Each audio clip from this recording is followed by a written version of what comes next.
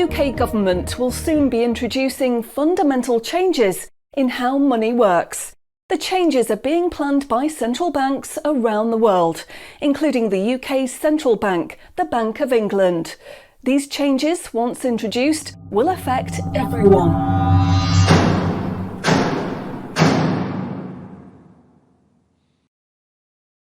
So, what are these changes really about?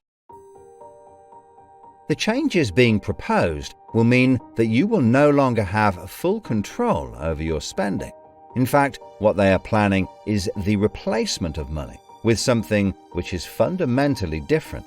Therefore, it's not just cash they want to remove from the economy, it is money itself. Pay attention, because if the new monetary system is allowed to happen, it will be very difficult to reverse and could mark the beginning of the end of human freedom. In order to explain the changes that are being planned right now for your tomorrow, let's explain a little bit about how your money works today. Let's imagine that John decides to buy his daughter a birthday present from Argos. He chooses the product he wants, then pays £50 using his debit card. You might think that £50 is immediately transferred from John's bank account to Argos's bank account. But this is not what happens. A record is created showing that John's bank owes Argos's bank £50, and John's account will even show that the money has left his account, but the actual transfer of funds does not occur at the time of purchase. John's £50 purchase is one of about 50 million UK transactions that occur every day, and although in each case the account may show that the money has been transferred, the actual movement of funds between the banks only occurs once every day. Every 24 hours, all the payments made to and from each of the UK's 300 plus registered banks are added up to determine how much each bank owes the others. The Bank of England, which is the central bank that all other banks in the system are connected with, derives the total amount that each bank owes and is owed for that day. The Bank of England then intermediates and exchanges funds between all the other banks. So the Bank of England does not know anything about John or the £50 he spent on his daughter. John's money is just a tiny part of a huge transfer of funds. This means that the only organisation that can see what John does with his money is his own bank. The central bank cannot see what John spends his money on or when he spends it, and John's bank is under an obligation not to share details of his spending with anyone. This means that, rightly, there is a good degree of anonymity and privacy over what John decides to spend his money on. This, in turn, means that a government or central authority, such as the Bank of England, cannot directly restrict John when he uses his debit card, because it has no visibility of what John is doing with his money. If John had paid for the present with £50 of cash, then the purchase would be completely anonymous. Nobody, including John's bank, would know what he had spent his money on. So, cash transactions are truly anonymous, and debit card transactions have a high degree of anonymity because only your bank can know about them. So, what is this new system? The name of the new system is called Central Bank Digital Currency, or CBDC. It sometimes has other names, such as smart money. Here's how it works. Let's imagine that John, again, decides to buy his daughter a birthday present from Argos. His mobile phone has a smart money wallet or app on it, from which he pays £50 for the product. The app communicates directly with the central bank, the Bank of England, and the money is transferred from his digital wallet to Argos's digital wallet in less than a second. The transfer of funds occurs at the time of purchase, and the transaction is recorded and approved by a centralized computer system on a centralized blockchain. A blockchain is a special computer program that records information very reliably and cannot be amended. The centralized computer system runs continuously and can deal with hundreds of transactions per second as they occur throughout the entire economy. processing all of the public's purchases being made by millions of digital wallets. This sounds fantastic and is so much quicker and simpler than the old system. But there is a fundamental difference, which is that all transactions are centralized in real time as they happen. In other words, one system will be able to know about every single digital transaction in the economy as the transactions occur. This is the critical difference with the new digital monetary system that everyone needs to be aware of. All transactions are centralized in real time as they happen. The people who are planning this new system have made it clear that it would be useful, in their eyes, to use artificial intelligence algorithms in real time to block certain public transactions for a range of different reasons. So, what does this mean for John? Let's just say there is another lockdown and the government want to stop the public moving about the country. With this new system, they could introduce a simple change. That would mean John's wallet would only work if he was located within a certain distance of his own home. Argos is 2 miles from John's house, and he decides to go and buy his daughter a birthday present. He attempts to pay £50 for the product with the app. The app communicates directly with the Bank of England's computer system, and the system rejects John's payment before it is made, because the system knows that John is 2 miles from his own home, and John's wallet has been limited to spending within just 1 mile. John cannot now buy anything unless he moves closer to his own home. His money is now useless if he wants to go anywhere. Why doesn't John just use cash? That would be a good solution for John as long as cash is still in use. So, how might this new system be introduced? The Prime Minister called an emergency meeting today to discuss the unprecedented slide into economic recession in the UK and global economies. Inflation is out of control, and high interest rates are causing thousands of house repossessions. All cash points and over-the-counter cash services are now frozen, and millions of people face losing their life savings as a number of high street banks are declared insolvent. The government and the Bank of England are accelerating the introduction of a new central bank digital currency, which all bank customers in the UK will be able to receive in exchange for their existing money, which in many cases is now unobtainable from their bank accounts.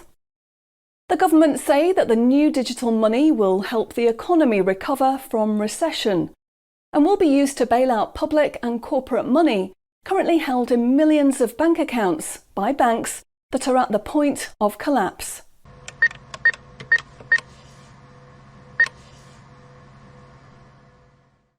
It says cash unobtainable from this account. It's frozen our money. Bleeding hell, John. How much have we got in the house? We've only got £120, and when that's gone, nothing. I don't believe it. The bank's frozen our money. We've got £25,000 in that account, and no way of getting it back. Download your central bank CBDC wallet app today and get bonus digital pounds free.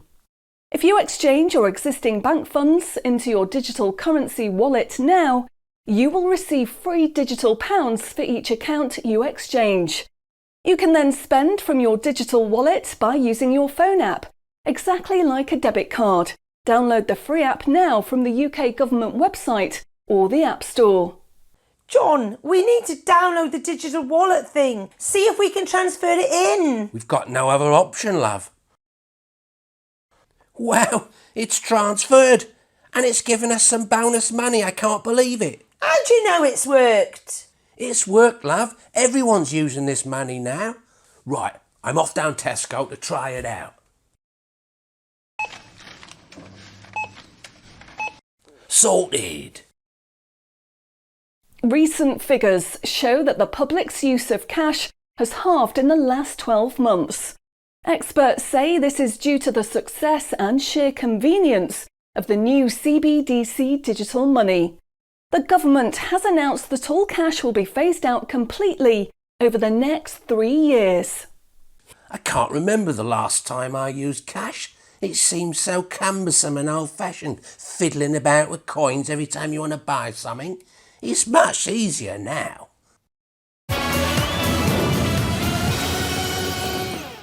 Have you seen the remote control, love?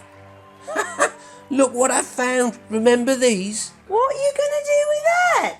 Well, I don't know. Look, why don't we keep it? I'll put it in a picture frame. My name's Charlie. Recent data from the annual Climate Change Conference has revealed that only a drastic reduction in fossil fuel use will help protect against climate change. The government has announced limits on petrol and diesel use for all individuals in the UK, which will be enforced using smart money.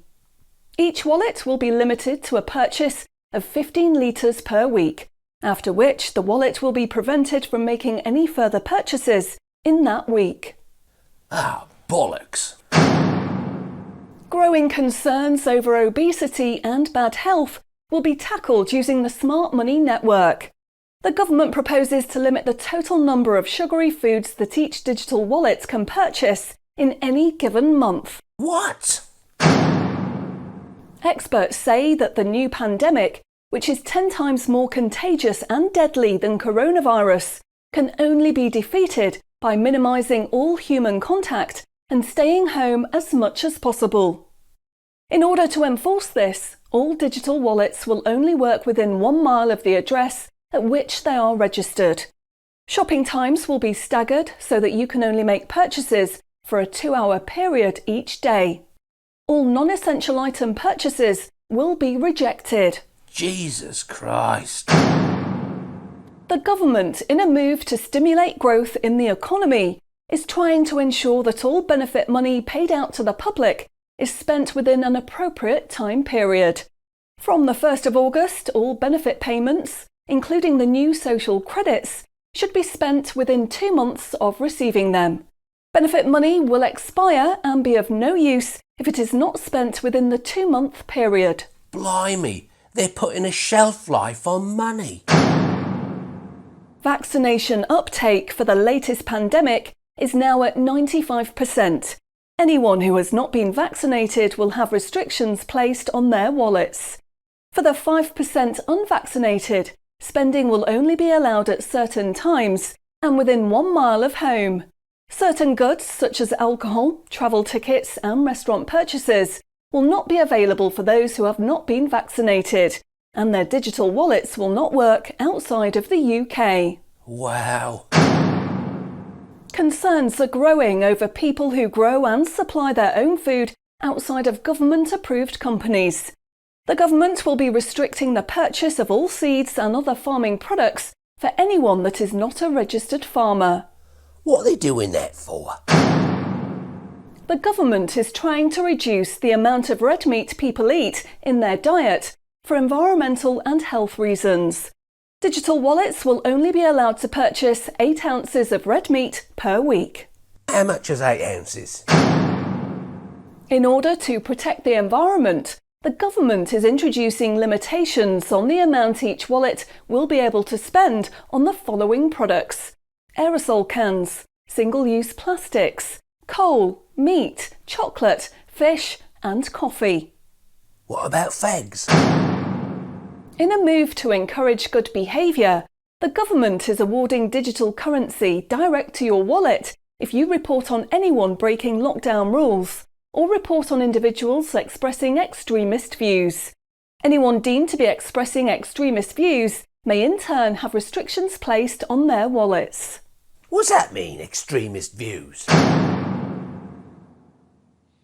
If you give up your cash, you will give up freedom for yourself, and you will give up the freedom of generations to come. It's not the convenience of the new money that is important. What is important is the fact that centralized administration of smart money could be used to control every aspect of your life. Say yes to keeping cash and say no to centrally controlled smart money. What they are going to propose is not money, it is a social control system. Please spread this message.